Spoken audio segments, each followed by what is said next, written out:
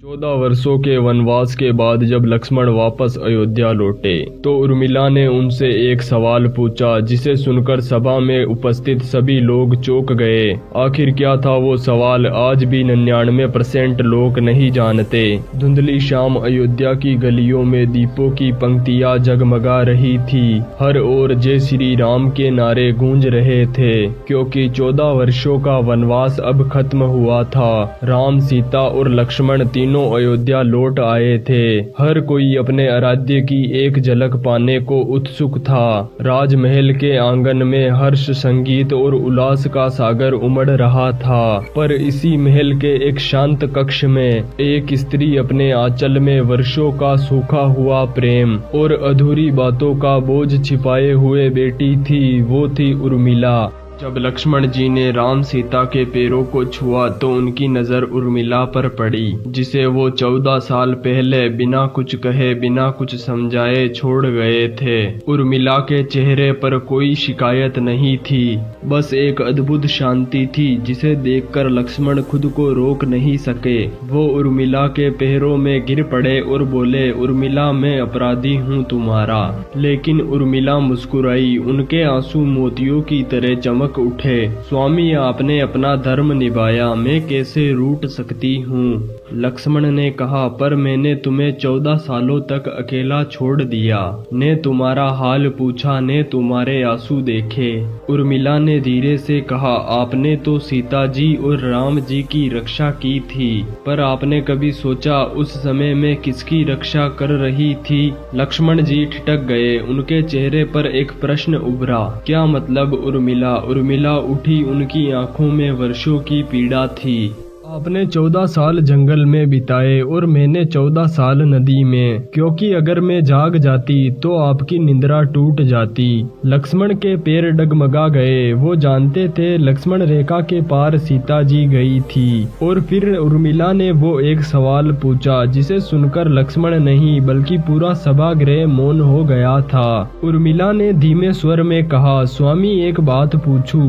लक्ष्मण बोले, उर्मिला अब तुम्हें प्रश्न पूछने का पूरा अधिकार है। उर्मिला ने गहरी सांस ली। उसकी आंखें आंसुओं से भीग गई थी, पर स्वर में न कोई शिकायत न कोई क्रोध, बस सच्चाई की तपिश थी। उन्होंने पूछा, स्वामी जब आप 14 वर्षों तक वन में रहे तो आपने कितनी बार राम जी और सीता जी का नाम लिया?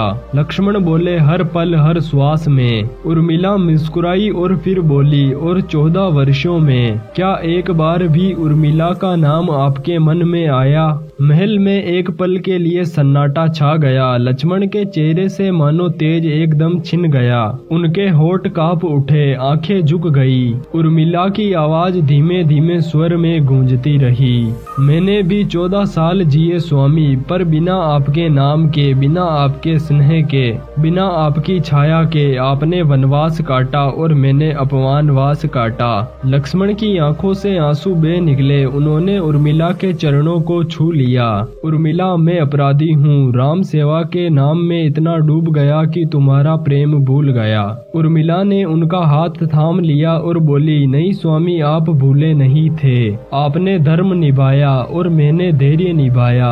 आपने 14 वर्ष जगकर धर्म की रक्षा की और मैंने 14 वर्षों तक सोकर आपके तप की रक्षा की। बस इतना याद रखिए, जहाँ रामायण में लक्ष्मण की निष्ठा अमर है वही उर्मिला का मौन भी अमर है। महल में चारों तरफ प्रकाश फैल गया। लक्ष्मण और उर्मिला एक दूसरे के सामने खड़े थे।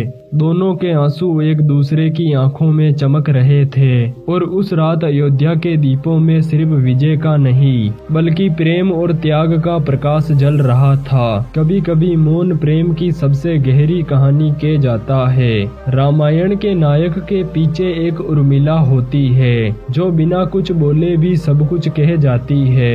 धीरे धीरे दीपों की लो कम होने लगी। राजमहल में शांति छा गई, पर उस रात अयोध्या के इतिहास में एक नई कहानी लिखी गई जिसका नाम था उर्मिला का त्याग। लोगों ने हमेशा कहा राम ने धर्म निभाया, सीता ने सहन किया, लक्ष्मण ने सेवा की, पर कोई नहीं बोला।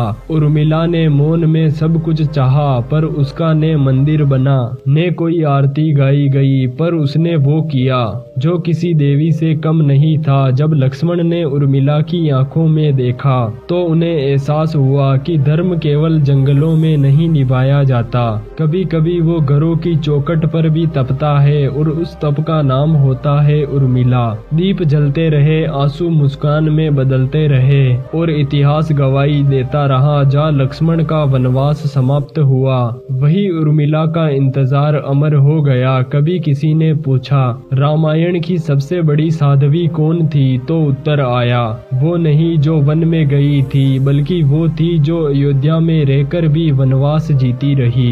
धन्यवाद। अगर आपको ये वीडियो पसंद आई हो तो हमारे चैनल को सब्सक्राइब जरूर करना और इसे अपने प्रियजनों के साथ शेयर जरूर करना। अगर आपको इस वीडियो का कोई भी पार्ट ऐसा लगा हो जिसमें हमने धर्म की उल्लंघना की है तो हमें कमेंट करके जरूर बताना, हम तुरंत सुधार करेंगे।